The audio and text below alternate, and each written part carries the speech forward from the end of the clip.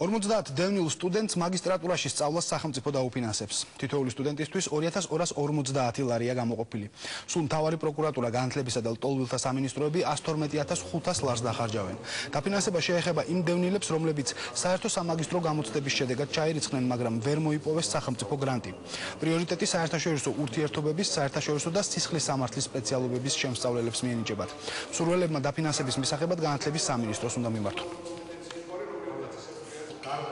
მაგისტრატურა უფინანსდებათ, მაგისტრატურაში სწავლა, საერთაშორისო სამართალი და საერთაშორისო ურთიერთობები.